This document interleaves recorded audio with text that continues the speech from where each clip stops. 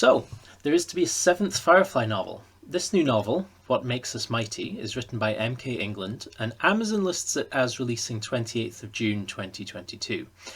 We should probably take this with a pinch of salt, as it has been some time since a Firefly novel released when it was supposed to. We don't have very much information about it, but let's look at what we do have. We have the blurb and the cover, and I'll let you pause the video at your leisure if you want to read the blurb. So my observations. First, I'm thrilled to see Kaylee prominently on the cover. And although the blurb sort of calls attention to Zoe, judging by the previous novels, the cover is probably a better indicator of who the focus will be on. I'm assuming therefore that this is a Kaylee focused story, and honestly, it's about damn time. Kaylee is the one character who never really got a story in which she's the character who most shares the spotlight with Mal. The closest we have is What Holds Us Down, which is a short story from Still Flying. I'll put a link on the screen where I explain what those stories are. Second, the blurb makes me feel like this will be a story which takes us, you might say, in from the cold. So far, the Firefly novels have tended to be set in pretty grungy, rough places. The novels haven't really taken the crew back into the high society part of the verse that we see in Shindig and in Trash. So this sounds like it could be a nice change of pace. I think that the basic premise does sound appropriately Firefly. It has echoes most obviously of Shindig, but also of Janestown. It also sounds like this story is leading into a rich versus poor conflict, which of course fits very well with the themes that Firefly tended to deal with. It maybe sounds like it's a little political, and perhaps this story is meant to be a parable of sorts, and this could be really good, but I think it puts a bit more pressure on the plot and writing in order to be successful. I'm very interested in learning about this character of the Duke and the local government of Kerry. One of the things that I think is really cool about Firefly's world building is that despite the Alliance being supposedly this single unitary authority, each individual planet does seem to have different systems of government, which of course allow for different types of stories to appear depending where the crew end up. What's very interesting is that this story is set on the planet Kerry, and the unusual thing about this is that Kerry already exists. It's not been invented especially for this novel. And I think this is the first instance of such a thing happening. All the other novels, with the exception of Big Damn Hero, which is set on Persephone, they just invent their own planets that have never been mentioned or seen anywhere else. Kerry has never been seen on screen, but it is a planet that exists in the official map of the verse and appears in the Firefly Encyclopedia. It also appears in some of Boom's Rubbish series, I think around the time that Mal's messing around playing sheriff, for what that's worth. Personally, I've never minded very much that authors create brand new planets, even though there's hundreds already published that have no real role in the canon other than to fill space in the encyclopedia. But I know that some fans do care about this. I sort of get their point, why make up a new planet that is now just absent from the official map and encyclopedia when there's so many pre-existing named planets that could be used instead.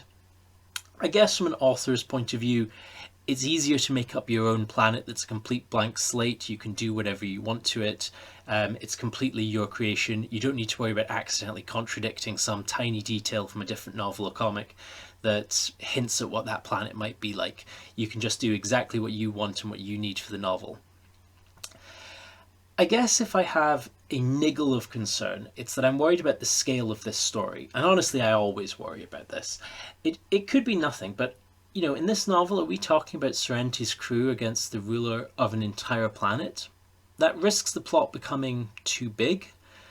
I think that for stories set prior to the movie, the crew can save a town, but they shouldn't be saving whole planets. They shouldn't gain that level of notoriety before the signal goes out. Keep these novels at roughly the same scale as the OG Firefly episodes were.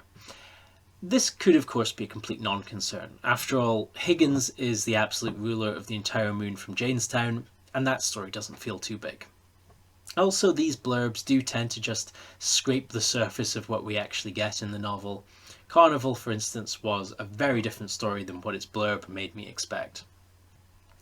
So, Apologies, but it's my thing. I'm always thinking about timelines and continuity, so where does this story fit?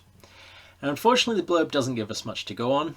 However, it seems like Inara is still on the ship, so we can presumably conclude it takes place before those left behind, before Inara leaves the ship. It's probably also a safe bet, given that the blurb mentions the events of Shindig, that it's also after that episode, which, because of the cows, means that it's also after Safe. I pray that it's not another sometime after Objects in Space but before those left behind, because we already have 2 novels set in this space. I also hope they don't go for the very popular space between The Message and Heart of Gold, because we already have 2 novels set in that gap, and in my opinion, Better Days is also there. We might now start to argue that there's just little room for new stories in this latter part of the series timeline. Heart of Gold and Objects are very close together, Trash and The Message are very close together, and Ariel and War Stories are fairly close together. Between War Stories and Trash is possible, but it's a little bit awkward because it's sort of implied that not very much has been going on. But between Safe and Ariel, there's loads of time. There's probably at least 2 months. If it were up to me, I'd put this story between Janestown and Out of Gas, but, I'd put money on this not being the case. And, I'm going to take a punt.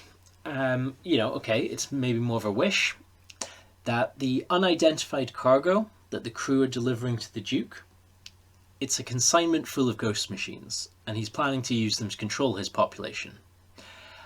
I know it's very unlikely that it's going to be this, but I'd really freak if it was. I think that would be awesome. But, admittedly it would make much less sense for the story to be set so early in the timeline if this were to be the case. I think I just like the idea of these novels having a bit more interconnectivity. They shouldn't be fully serialized, but a few overarching plot threads would be nice. After all, even in Firefly's 14 episodes, there are recurring plot elements and overarching ideas. Anyway, getting to the end, I've just finished reading Carnival, and I'll be posting a video of my thoughts on it in a few weeks. I want to wait until the book is released in the UK, and it's been delayed until January. But in summary, I thought Carnival was superb, a great return to form after Life Signs and Generations, which were more frustrating than satisfying. So my enthusiasm for Titan's Firefly is completely reinvigorated. I like the description of this story, and I'm looking forward to reading it next June, he said somewhat optimistically. If you want an overview on the Titan novels, here's a link to my earlier video which explains how they fit into the Firefly timeline. Check that one out. And until next time, stay shiny, folks.